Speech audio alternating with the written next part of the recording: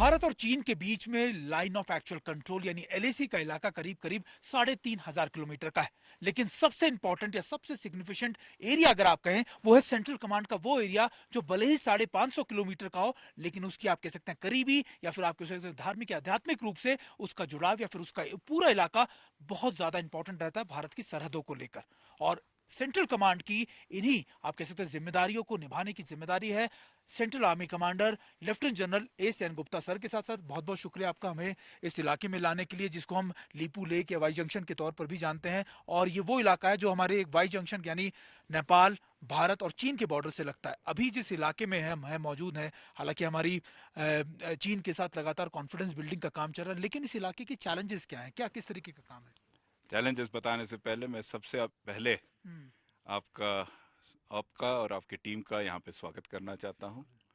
हम आपके आभारी हैं कि आप इतने रिमोट जगह में हमसे मिलने आए हैं और हमारे ट्रूप्स का हौसला अफजाई इससे बहुत होता है।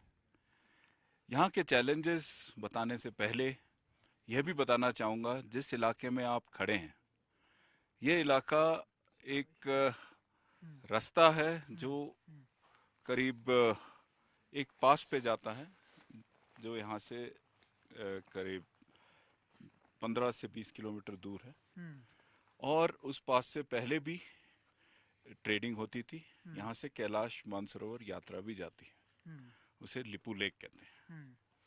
इस इलाके को हम करीब 14,700 फीट पर खड़े हुए ऐसे देखते हैं कि इस इलाके की रणनीति पे क्या इम्पोर्टेंस है।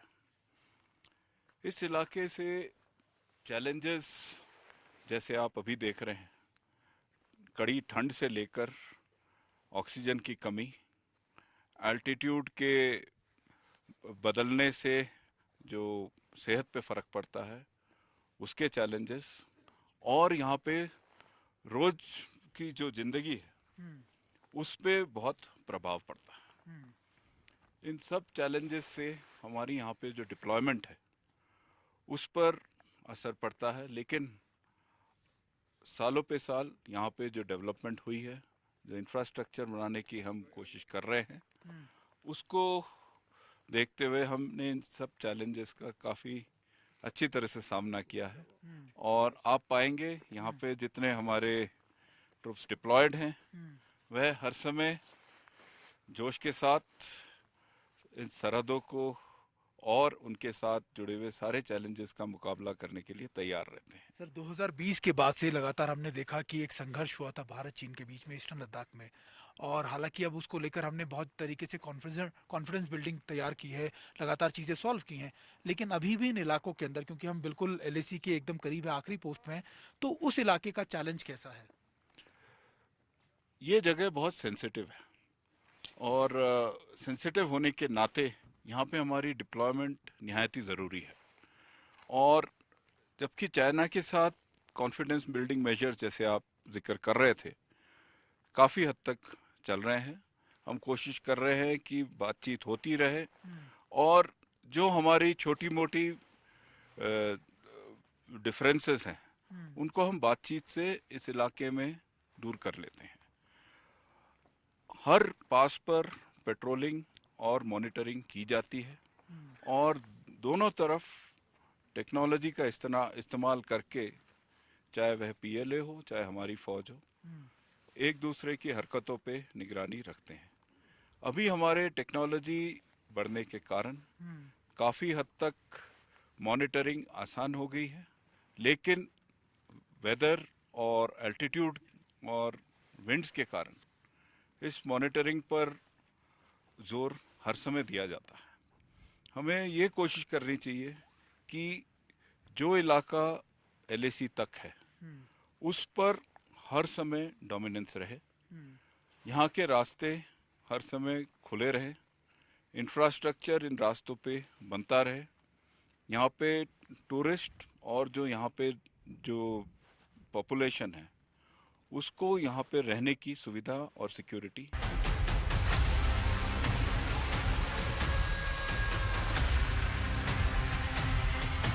2020 के बाद एक और चैलेंज हमने हाल ही में देखा, वो था ऑपरेशन सिंदूर को लेकर। हमने देखा पाकिस्तान को सपोर्ट करने की एक अलायंस था, एक तरीके से आप उसे तीन तरीके का अलायंस कह सकते हैं, जिसमें चीन और तुर्की के इक्विपमेंट हमने देखे और लगातार सपोर्ट दिया गया। हालांकि ऑपरेशन सिंदूर में पाकिस्तान को बहुत चीज़ें समझ में भी आ गई होंगी, लेकिन अभी ऑपरेशन सिंदूर के बाद भी क्या इन इलाकों में कुछ ऐसी रेडीनेस या कुछ ऐसा अलर्ट है, कुछ चैलेंजेस है? ऑपरेशन सिंदूर में जो भी सपोर्ट पाकिस्तान को मिला है उससे ट्रस्ट बढ़ा तो नहीं, लेकिन उस ट्रस्ट एफिशिएंसी की कमी को दूर करने के लिए कार्रवाई अलग अलग बॉर्डर्स पे अलग अलग तरह से चलती है। मिडिल सेक्टर में हर वक्त बातचीत के द्वारा हम कोशिश करते हैं कि ये ट्रस्ट बना रहे। यहाँ पर अब सिंदूर के बाद जो टेक्नोलॉजी का बढ़ाव हुआ है उसका प्रभाव यहाँ पर भी पड़ा है। जैसे मैं आगे आपको ये भी दिखाऊंगा कि कई आले नए आए हैं, ड्रोन से लेके कैमरा रडार तक, जिनसे मॉनिटरिंग या निगरानी रखना ज़्यादा संभव हो गया है। कम्युनिकेशन पे भी बहुत सुधार हुआ है, चाहे वह वायरलेस हो चाहे वायर्ड हो। इससे यहाँ पे रिमोट जगह के ट्रुप्स भी हमारे साथ हेडक्वार्टर्स में अच्छी तरह कनेक्टेड रह सकते हैं। सर, आपने ट्रांसफॉर्मेशन की और उसकी बात की, खासतौर पे डिवाइसेस की, क्या कुछ नया चीज़ें हैं ऑपरेशन सिंदूर के बाद जो इन फॉरवर्ड पोस्ट में भेजे गए हैं? ऑपरेशन के लिहाज से मैं आपको एग्जैक्ट तो नहीं बताऊंगा क्या आगे भेजा गया है, लेकिन मैं आपको ये ज़रूर बताना चाहूँगा कि चाहे वह क्वाडकॉप्टर हो, चाहे ये आप जो यूएवी देख रहे हैं, चाहे कैमरास हो या रडार हो, इन सब में बहुत तब्दीली लाई गई है ताकि ये सब हाई एल्टीट्यूड ठंडी जगह, अभी आप -10 के टेम्परेचर में हैं, यहाँ टेम्परेचर -30 तक जाता है, उसमें भी और तेज हवा में भी कार्रवाई कर सकते हैं। ये सब आले जो प्लेन में आले लगे हैं उनसे काफ़ी अलग हैं और इनको यहाँ ऑपरेट करने के लिए अलग ट्रेनिंग चाहिए, अलग एक मानसिक स्थिरता चाहिए जो हम जवानों की ट्रेनिंग में शामिल कर रहे हैं। सर, क्योंकि आप जवानों की बात कर रहे हैं, क्योंकि जवान हैं आप, क्योंकि आप ऐसे फॉरवर्ड पोस्ट में आए हैं खासतौर पे जवानों से मिलने और नए साल के उपलक्ष्य में वो भी जवानों का मनोबल बढ़ाने के लिए, तो कैसा लगता है जब आप ऐसे यहाँ पर फॉरवर्ड पोस्ट लोकेशन में जवानों से मुलाकात करते हैं? जब मैं इन बहादुर जवानों, जेसीओस और अफसरों के साथ हर बार मुलाकात करता हूँ तो इनका मोराल भी नहीं, मेरा मोराल भी बहुत हाई होता है।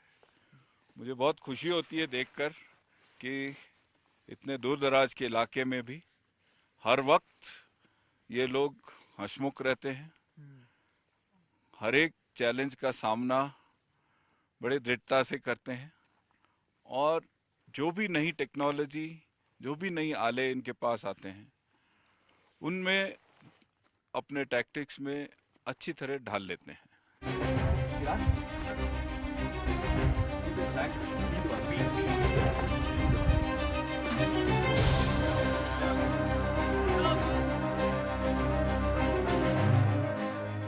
टेम्परेचर कहाँ तक ले जाते हो साहब? अभी अभी 50 तो ही चल रहा है। -15 नहीं, 15 तो आप लोगों ने तो दस्ताने भी नहीं पहने।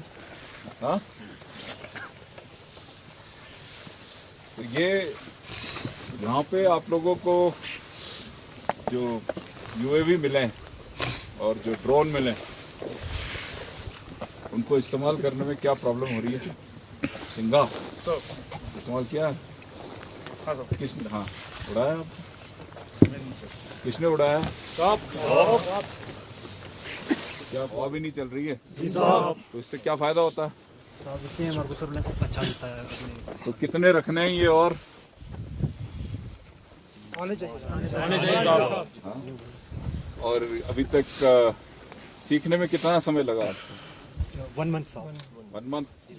अभी आंख बंद करके उड़ा सकते हो? हाँ? अभी जो पानी जमने लग गया है, पानी को जमने से बचने में क्या आले लगाए हैं अभी तक?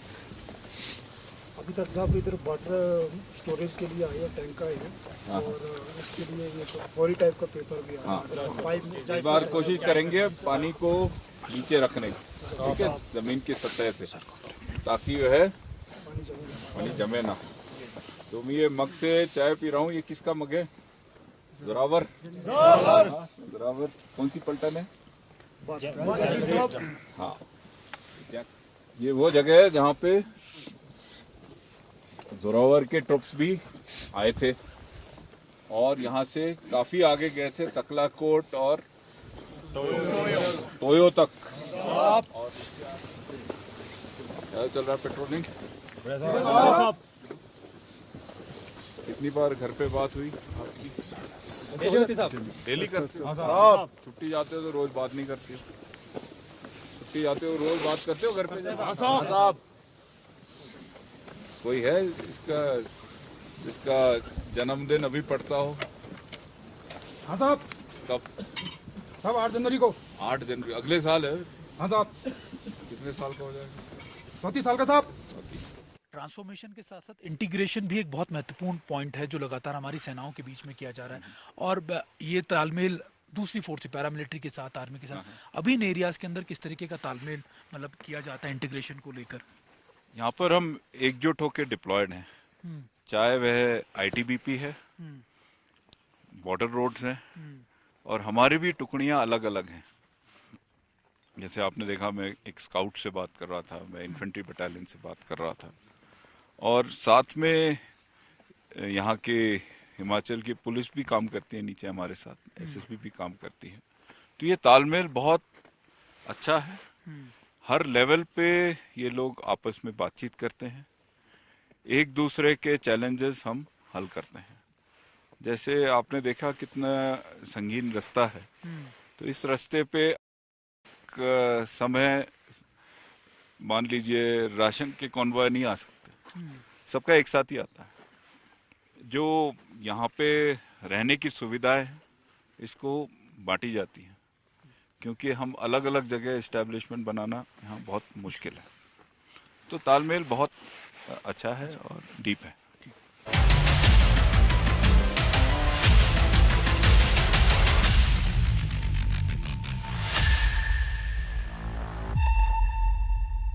लैंडस्लाइड हो जाए, उससे बचना कैसे, उसमें रेस्क्यू पार्टी कैसे भेजना है, और ये विंटर्स में जब ये मौसम रहेगा,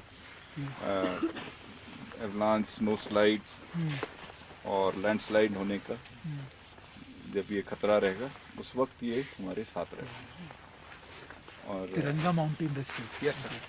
आप बता सकते हैं आप क्या करते हैं?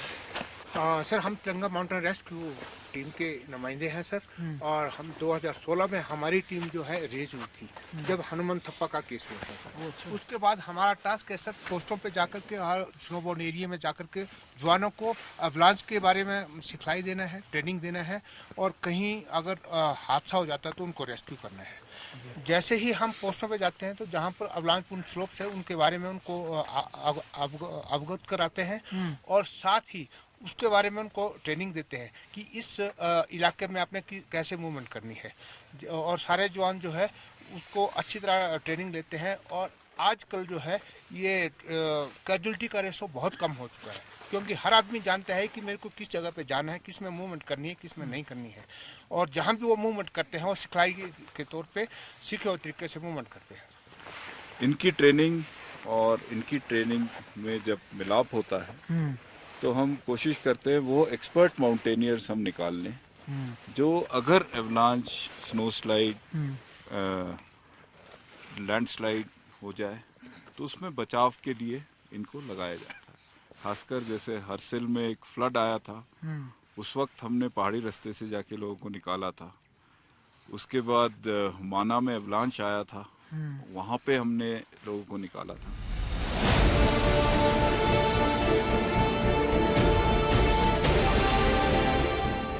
यहाँ चैलेंजेस अनेक हैं और हर बार एक नया चैलेंज ही उत्पन्न होता है।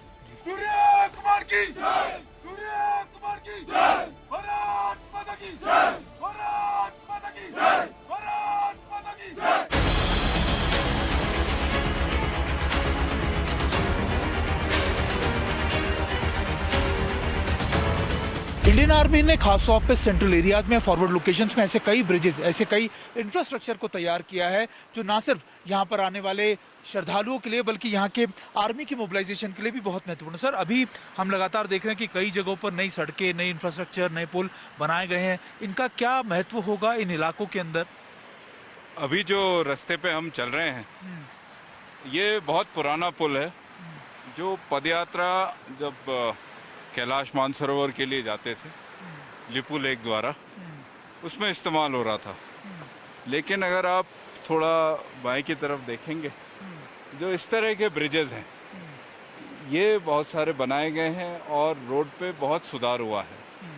इसके कारण अब जो टूरिस्ट हैं, जो श्रद्धालु हैं, वो चाहे वह काली माता मंदिर हो, BRO के बहुत आभारी हैं। उन्होंने बहुत मेहनत की है और बहुत लगन से इन सड़कों पे काम किया गया है। जैसे आप टरेन देख सकते हैं, बहुत ही मुश्किल टरेन है। यहाँ पे रोड बनाना, रोड काटना बहुत ही खतरनाक काम है और इसमें जल्दीबाजी नहीं की जा सकती, उसीलिए ये सड़कें आने में समय लगता है। लेकिन अभी कई जगह सड़कें आ गई हैं। ज़्यादातर जगह जहाँ श्रद्धालु जाना चाहते हैं अभी पैदल मार्ग की जगह सड़कों से जाते हैं। और सर, हमने यहाँ पे विलेजेस को भी देखा क्योंकि पहले सबसे बड़ी दिक्कत ये थी कि जैसे ही ठंड बहुत ज़्यादा बढ़ती थी, जो गांव वाले थे उनको नीचे आ जाना पड़ता था, उनको लगातार एक जगह से दूसरी जगह मोबिलाइज करना पड़ता था और कई बार जो टूरिस्ट भी आते थे वो फंस जाते थे कई बार इन इलाकों में। लेकिन हमने देखा कई वाइब्रेंट विलेजेस, कई विलेजेस के अंदर सहूलियत है, लोग यहाँ रुक पा रहे हैं लंबे समय तक। प्राइम मिनिस्टर नरेंद्र मोदी जी के निर्देश पर 125 वाइब्रेंट विलेज उत्तराखंड स्टेट में बनाए गए हैं। उसमें से 25 वाइब्रेंट विलेज फौज, इंडियन आर्मी देख रही है और इनको हम अपने ऑप सद्भावना के थ्रू थोड़ी बहुत फंडिंग और कुछ प्रोजेक्ट कर रहे हैं। जो प्रोजेक्ट्स हम कर रहे हैं वो हमारी कोशिश है कि इन विलेजेस में से, इन गांव में से पलायन की कार्रवाई रुक जाए। इन गांव में रोजगारी ना होने के कारण जो युवा है ये गांव छोड़ के नीचे की तरफ जाते हैं। हमारी कोशिश है कि ऐसा ना हो और ये वहीं टिके रहें। इसके लिए रोज़गार के अपॉर्चुनिटीज़, कई जगह हमने टूरिज़्म को बढ़ावा दिया है, कई जगह हमने कुछ लोकल फार्मिंग इनिशिएटिव्स को बढ़ावा दिया है।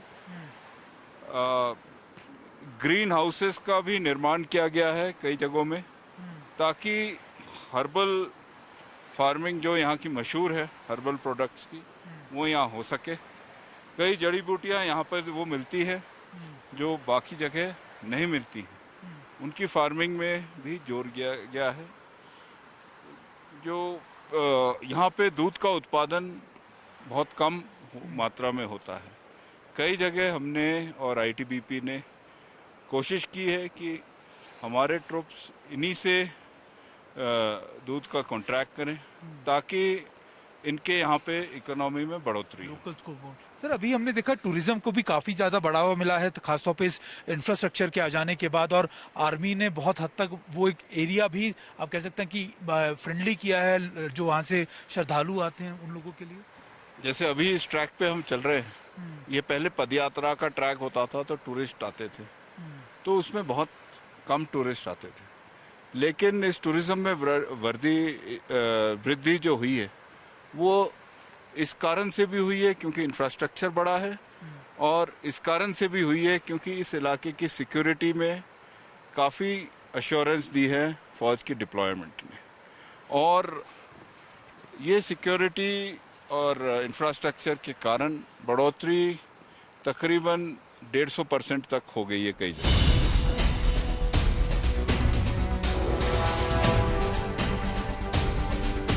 सर, हम खासतौर पे जो अभी हम ट्रांसफॉर्मेशन के प्रोसेस में चल रहे हैं, हम लगातार डेवलपमेंट कर रहे हैं, इंफ्रास्ट्रक्चर डेवलप कर रहे हैं, लेकिन जब आप बात करते हैं इकोलॉजी की, जब हम बात करते हैं कि प्राकृतिक चीज़ों की, तो उसको कैसे मेंटेन रखा जाता है? क्योंकि इन चीज़ों में यहाँ पर सबसे बड़ा चैलेंज यहाँ की डेमोग्राफी भी है। कभी भी पहाड़ खिसक जाते हैं, चीज़ें आ जाती हैं सामने, उसको कैसे हैंडल किया जाता है इन इलाकों में?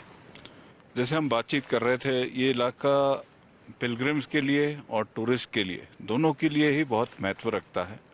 जैसे हम महाकाली टेम्पल के सामने खड़े हैं, जिसके सामने एक व्यास गुफा भी है, यहाँ पे भी टूरिस्ट बहुत आते हैं।